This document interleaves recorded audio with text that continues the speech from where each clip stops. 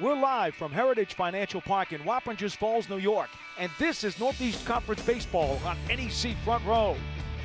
This is Game 7 of the championship tournament with a winner's bracket game between the second-seeded LIU Sharks and the top-seeded Sacred Heart Pioneers. Mastillo rips one through the right side. They're going to send Surrett around third. Here's the throw to the plate. It's going to be close, and he is safe.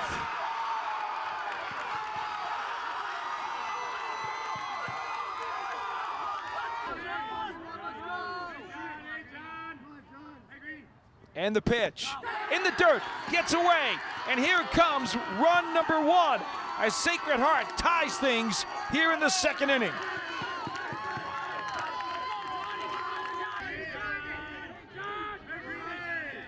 And the pitch, there's a line drive to right center field. No one's going to get that one. Scarrett scores. On his way to second base is Green. He rounds the bag, charges toward third, and the throw will not be in time. It's an RBI triple for John Green, and the Pioneers take a 2-1 lead in the second. Simonelli, 290, 2 homers, and 20 runs batted in. There's a bunt down the third base line. He's got a chance to beat it out. The run scores. Simonelli with a bunt single. A 2-out RBI, and it's 3-1 Sacred Heart.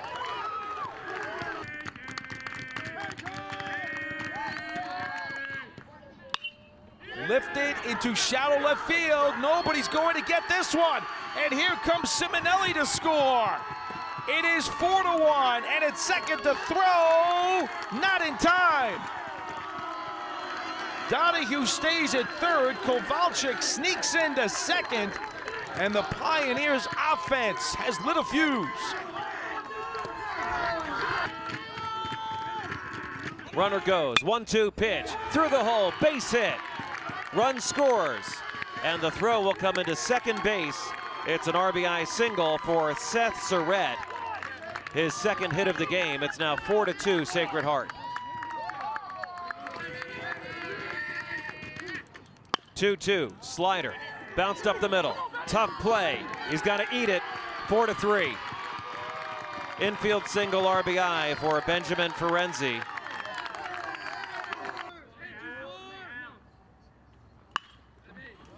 That's a hard shot into right center field, and it will split the gap and go all the way to the wall. Demore being waved in from third. The throw is cut off. Throw to the plate, not in time. A sliding RBI triple for Alex Unger. Sacred Heart takes a 5-4 lead. Bouncing ball through the middle, base hit.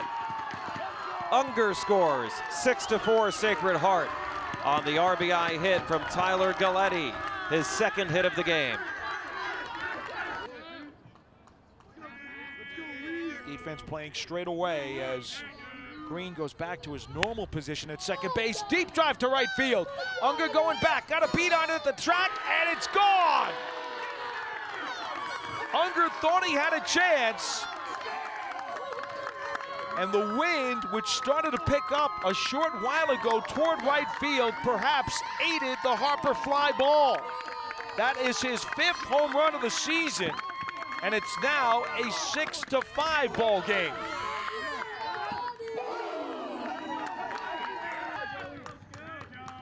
He deals. Line drive into left field. It's going to be caught by Mastillo. Fires behind the runner, but the tagging McGuire crosses the plate, and it's a 7-5 Sacred Heart lead. One down. Side armor delivers, and that's through the left side for a base hit. Donahue scores. Kowalczyk stops at second. It's a 1-out RBI single for Dante Demore, and Sacred Heart adds another run. It's an 8-5 lead. You know what you have with the guy who's in the game. He deals, and it's ripped into left center field. That's going to fall. Here comes one run, Mastillo. Going over to third is Harper, and into second with an RBI double is J.C. Navarro. And LIU has cut the deficit to 8-6. McDonald from the belt. Grounder down to first base. It is fielded by DeMamore, and that'll do it. Unassisted, and the ball game is over as Sacred Heart escapes with a hard-fought 8-6 victory. They're going to challenge it, whether it was fair or foul. Jake, congratulations on the victory. Foster seemed to have to scuffle along early in the game. When did you think you might be getting the call, and how did you keep things under control? I always try to stay ready, and as soon as I got the call, I did my normal routine, and then I was ready to go in the game. Well, what did you have working there? Because you came in difficult spot, the run scores on the double steal in the fourth, and then some traffic out there in the fifth and the sixth and the seventh, but you were able to persevere. How did you do it? When you got runners on base, it's just about making the next pitch. You can't really focus on the runners. You just got to do your best to get the guy that's in front of you. And thankfully, I did a good job today and was just able to help my team win. Pretty long outing as you go 4 2/3. Does that happen often for you? Well, I have had a couple long relief appearances, but I just try to do whatever is best for the team. So. You guys seem particularly pumped up right now. What was it like over there in that huddle after the win? Yeah, I mean, how can you not be? You're going to the championship for the first time in a little while, but you want to treat it just like any other game. Prepare the same, no matter what. You knew that a game involving the top 2 seeds in the tourney was going to be dramatic, right? You didn't expect anything else, did you?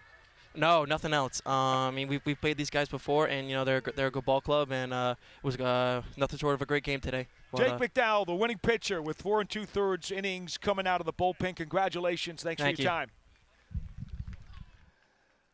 So, Dave, again, top 2 teams in the conference. We expected some pretty wild baseball, and that's what we got. And Coach Pat Egan now joining us. You got to really give a high five to your bullpen here, Pat, because they did the job and did what they had to do. Yeah, listen, it's 2 days in a row that we've relied on Owen, and then McDowell today, and then Owen again. It's not easy to have to come into the middle of the game. Obviously, in a close game in this weather that we're definitely not accustomed to throughout the entire season, and be able to make a lot of high leverage pitches. And the 5th through the 9th, every pitch was obviously meaningful, but it was really stressful. So that takes a lot of emotion and energy out of you. And it's hard to, keep going back out there. And these guys are tough, man. Like, they just keep battling and fighting pitches off. They always find a way to get a run around, so you're always making a lot of these high-stress pitches, it feels like, every single inning. But the bullpen's been tremendous. You mentioned the weather. Was the heat wearing down your pitchers out there? Truth be told, honestly, I think it's affected all the pitchers, even the starters. It's this weather.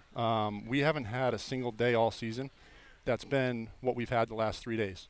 And it's not an excuse. It is just, something we have to get accustomed to and learn how to kind of control your emotions and kind of conserve energy as best as you can. But, at the end of the day, our guys are, like I said yesterday, they're prepared and ready for anything. Pat, I got to ask you about the mood swing. You get the 4 runs in the second inning for a 4-1 lead, and then they come back with a 3 spot in the 4th, getting the tying run on the front end of a double steal where there's a catching situation and a rundown. I got to think you were biting your nails at that point. Yeah, I mean, look, every pitch and every play is going to impact the game moving forward. And in that situation, if they're going to give us a free out, they're going to take the run. At the end of the day, this wasn't going to end up a 4-3 ball game, and we knew that. And it wasn't going to end up, obviously, 4-4. So for us, it was kind of just managing the game at that point and hoping that we were going to put together some really good at-bats, be tough in the batter's box, and find a way to put a couple more across. You're going to the final round tomorrow. Any thoughts on what we might see? I'm going to be honest with you. We're probably going to see something that we saw the last 2 days. It's not going to be pretty. It's going to be high stress. I said to Freddie, the third base umpire, in the 6th inning, I'm 39 years old, and I don't know how much longer I can do this. Like, the stress of every pitch and the emotions and the up and down, it takes a toll on you. But honestly, I wouldn't trade it for the world, and we're excited for tomorrow. Great stuff, Pat. Thanks for your time. Congratulations and good luck. Thank you very much. Appreciate it, guys.